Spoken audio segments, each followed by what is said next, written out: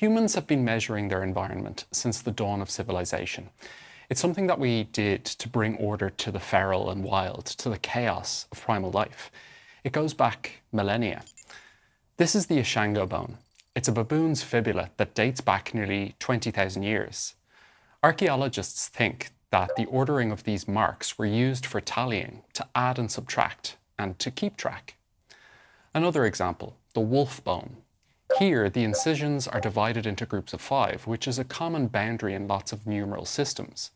There's some psychology research that suggests that this is something close to an innate cognitive limit, a natural partition in human thought. But these early efforts were applied to our external environment. We used them to measure distances, to keep track of debits, and to impose structure on the physical world, shaping it into something comprehensible and navigable. Our attention hadn't yet turned to the mysteries within ourselves, our sense of self. That's what this lecture is about. Because it's our body's order, its physiological state and stability that defines our experience of the natural world. What we see, what we feel, how we compare things, and when we act. Both in a literal sense, we use our bodies to make sense of the world. The hand and foot are units of measure that are still in use today. And then there are others, like the fathom and the cubit, that still mean something, to some people at least. But our bodies also define our experience in a more profound and intangible way. They shape how we perceive, interpret, and connect with the world around us. Our brain is just a gelatinous mass in a sealed box, after all, and it's the thing through which reality is filtered and constructed. Let's take something as simple as a heartbeat. Along with the breath, it's one of the earliest rhythms we experience. But unlike the distance between two objects, or their size, or the speed at which they fall and how this is independent of their weight, the time that passes between two events, the consecutive beats of your heart, is actually hard to measure. Time is hard to measure.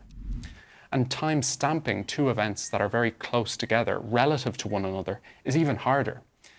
It's this difficulty that explains why we know of very few examples of attempts to measure this kind of internal phenomenon until relatively recently.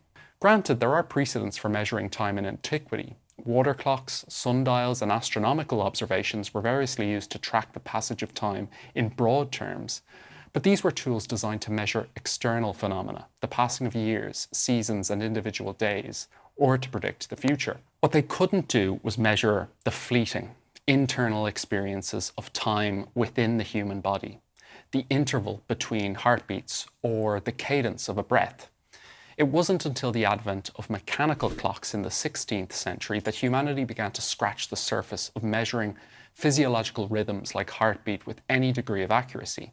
In 1582, Galileo was observing that the motion of a pendulum, a chandelier in a cathedral in Pisa, and he noticed that the time it took for the chandelier to complete a swing was nearly constant, regardless of the amplitude or the width of the swing, as long as the swing was relatively small.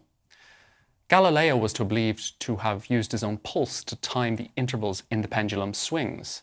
It was his pulse that provided a rough method for measuring regular time intervals. Now, Galileo didn't actually ever apply his law of the pendulum to create a more accurate clock. He never finished the project. But Christian Huygens did in 1656, and this is when experiments with pendulums based on clocks turned inward to the body. The Renaissance actually marked the beginning of our obsession with measuring ourselves, our bodies, a kind of anthropometrology. The Renaissance was actually when the quantified self was born. It's not a 21st century phenomenon. The first pioneer of the quantified self movement was Santorio, a physiologist and physician from Padua. His pulsologium was essentially a device that allowed him to measure his own pulse. It used a simple pendulum to time the intervals between his heartbeats. Another one of his inventions was a set of giant scales, which he used to weigh himself throughout the day, particularly before and after meals and after going to the bathroom, to better understand his metabolism. He did this for 30 years. And his efforts, his achievements, they marked a shift in mindset over the next century. The idea that the mysteries of the human body could be unlocked and understood, and ultimately predicted through careful measurement. Remember, this was a time when people thought that the body's health was determined by the balance of 4 fluids, or humors, and that to restore health, you essentially had to drain the blood to rebalance those humors. So Santorio's insights were a revelation, but it took time for them to catch on. It took another century before Sir John Floyer developed the pulse watch, a modified pocket watch equipped with a seconds hand specifically calibrated to count heartbeats over a full minute. And after this, the rate of innovation started to accelerate. In the 19th century, the wristwatch was introduced. Initially, it was just a fashion item, but it became the main way that officers in World War I managed to coordinate their maneuvers and manage time-sensitive operations. After the war, those returning soldiers kept their wristwatches, and they became popular in civilian life. They were symbols of modernity and efficiency. In the following decades, the design of the wristwatch evolved, incorporating things like chronographs and luminous dials. It came to define the concept of a daily routine. But up to this point, the act of measurement was quite passive. The output of that measurement, whether it was a pulse rate or a body weight or a time interval between two events, wasn't acted upon in real time. The measurement was recorded, almost out of interest, but rarely influenced immediate decisions or individual behavior. There was no feedback loop. The measurement taken from the body wasn't really used in some way to alter that body. But that changed in 1965 with the release of the first pedometer. It was developed by a company called Yamasa Clock, and they called their product the Manpo K. A choice of words with a defining legacy for what measurement means in today's society, how it's used and misused, and how we internalize its logic. The literal translation is the 10,000 step meter. 10,000 steps is a metric we've all become accustomed to. It's usually cited as an ideal daily target for activity and built into loads of tracking apps and gadgets and fitness programs. The logic is that if you walk 10,000 steps a day, you'll have crossed some magic threshold of physical activity and you'll be healthier as a consequence. It's actually presented with a kind of authority and ubiquity that you'd be forgiven for thinking it was the result of scientific inquiry. It's not. The reality is that it stems from a marketing campaign, by Yamasa Clock. The reason they settled on Manpo K, the 10,000 step meter, as the product name was because the kanji for 10,000, the first character in the product's Japanese name, looks like a figure striding forward with confidence. There was no science to justify 10,000 steps. It's just a visual pun. That's how the whole 10,000 steps thing came to be. This was the first instance of this metric being used to promote health, and it foreshadowed the evolution of modern consumer wearables for health measurement. Everything changed after 1965. It took time for the tech to catch up with people's enthusiasm for self-measurement, but when it did, there was an influx of new products.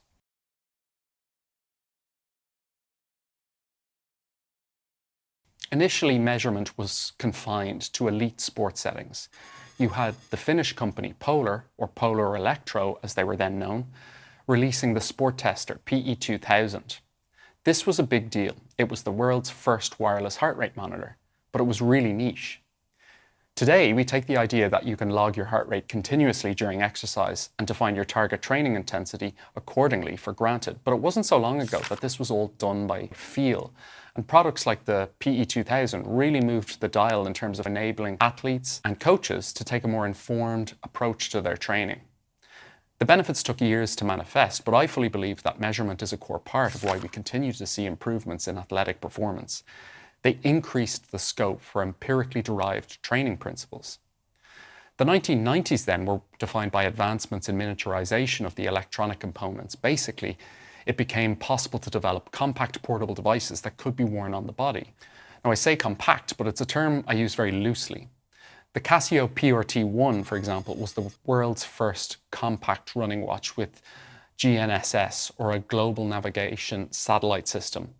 But as you can see, it's massive by today's standards. It was released in 1999, and it was kind of a North Star for the earliest running watches.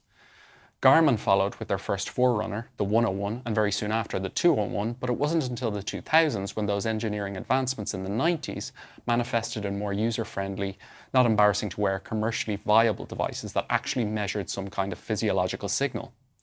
A good example here is the Bodymedia Fit in 2001. You've probably never heard of it, but it was a landmark product. Here was a device that used multi-sensor technology to track a few physiological metrics, things like the number of calories burned, activity intensity, and sleep patterns. It wasn't commercially successful, but it was the first consumer wearable to combine multiple data signals to give a more comprehensive measurement of the human body and of health. That concept of multi-sensory data fusion is something that I'll come back to later. It's an important idea, and in 2001, a very novel one. that you could learn more about a person by measuring and combining several physiological signals together rather than looking at one in isolation. But it's at this point that there was a bit of a pause in innovation, a break in the product release cycle. Because with the exception of the Manpo meter, all of the wearables I've mentioned so far didn't really achieve widespread commercial success. They were niche products. And that's because early wearables, despite being groundbreaking in many ways, couldn't really make the most of the sheer volume of data they collected. They could record and display basic information, but they lacked the capacity to provide deeper insights or long-term analysis without external support. A more powerful and versatile system was needed to manage and analyze and relay this information.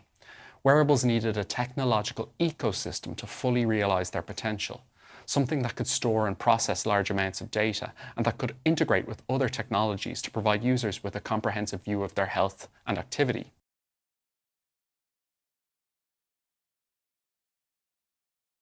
Smartphones, with their processing power, data storage capabilities, and built-in connectivity, were the central hub wearables needed to unlock their potential. And with cloud storage solutions taking off around the same time, wearables could suddenly piggyback on the interface, the processing power, the connectivity, and the storage capabilities of smartphones and cloud storage. This culminated in the release of the Fitbit Classic in 2009. This was the first consumer fitness tracker to achieve widespread adoption.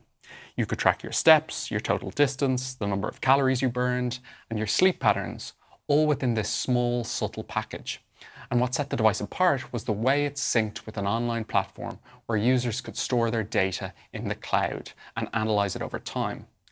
That unlocked user engagement and underpinned why the device was such a success. Fitbit sold just under 60,000 devices in 2010, over 200,000 devices in 2011, and over 1 million devices in 2012. By 2015, they were selling over 21 million devices per year. Wearables had arrived. By 2016, nearly a quarter of the world's population owned a wearable device, and because their commercial viability had now been realized, the pace of technological advancement picked up again. You see, the Fitbit Classic was a relatively basic technology. It actually only used a single-axis accelerometer to track steps, sleep, and energy expenditure. Even the Bodymedia Fit from 8 years earlier was more advanced from a technological standpoint. It had a 3-axis accelerometer, a temperature sensor, and galvanic skin response. But things really started to pick up with the success of that first Fitbit and the possibilities offered by smartphones. In 2012, a company called Mio released the Alpha, which was the first consumer wearable to include a PPG sensor, a photoplethysmography sensor, to measure heart rate. Until then, heart rate measurement had been determined using clunky chest straps and other cumbersome gear like the Polar Sport Tester.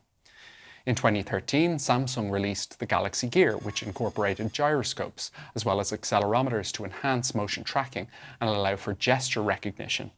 It even had a camera in the strap, something that didn't catch on but will likely return in some form in the future. But it also didn't have a PPG sensor. The Mio Alpha then really did mark the beginning of wearables' shift from fitness tracking to more comprehensive health monitoring. It used PPG to measure heart rate, but PPG can also be used to measure other important physiological signals.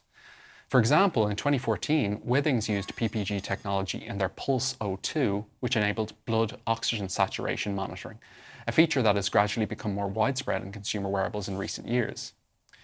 This was a time where innovation was sometimes more likely to be found in products from relatively small, new, agile companies trying to make a name for themselves in a rapidly expanding market, rather than incumbents like Samsung and Apple. But the big companies moved in quickly. They started incorporating, or even stealing, new sensing technologies and adopting them in their products. Apple released the first Apple Watch in 2015. It did have a PPG sensor, but only recorded heart rate intermittently to save battery life. It was more considered to be an extension of your phone initially, rather than a tool for measuring your health. But by the time the Series 4 was released in 2018, Apple had figured out where the real value was and doubled down on the watch as a health and fitness tracker. The Series 4 even had an ECG sensor, the first over-the-counter ECG device offered to consumers. Not strictly true.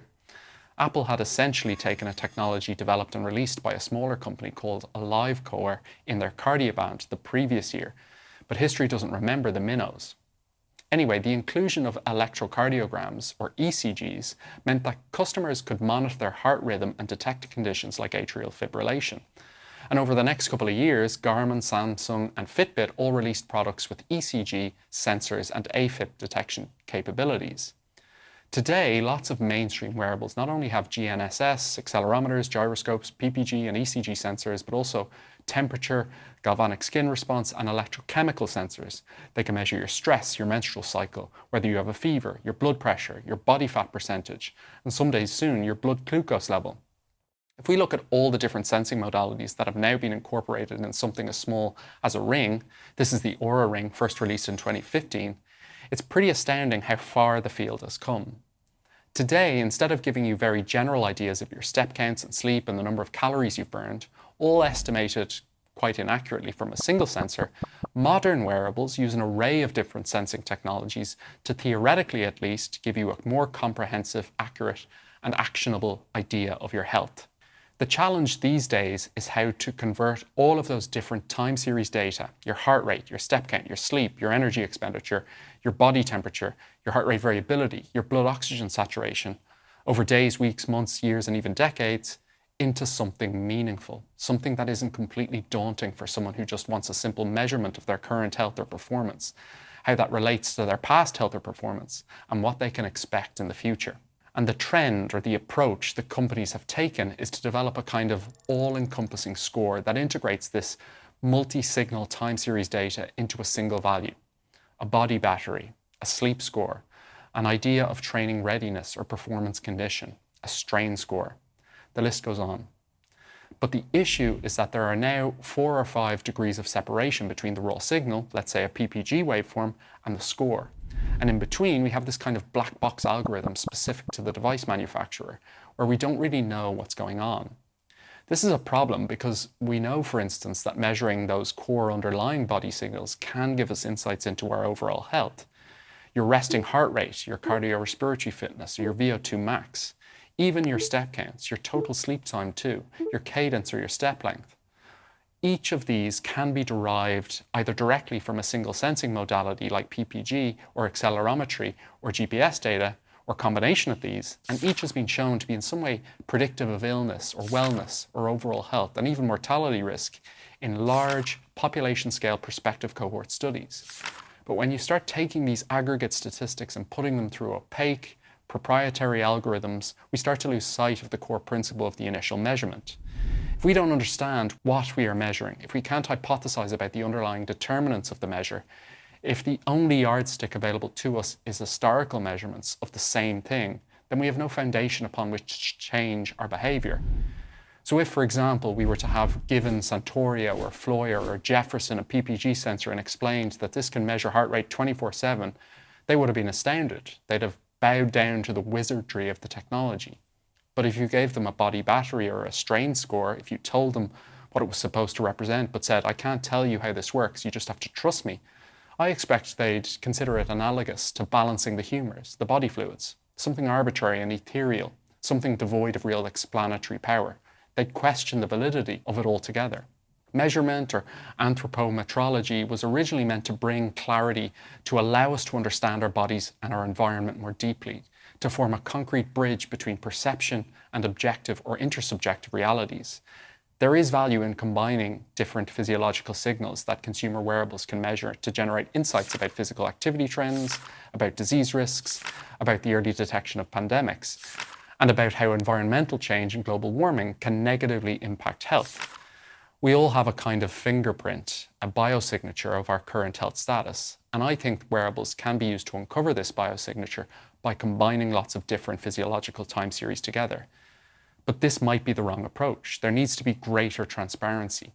There needs to be openness. There needs to be independent testing and validation to prove the concept that several signals combined together are more valuable than those in isolation.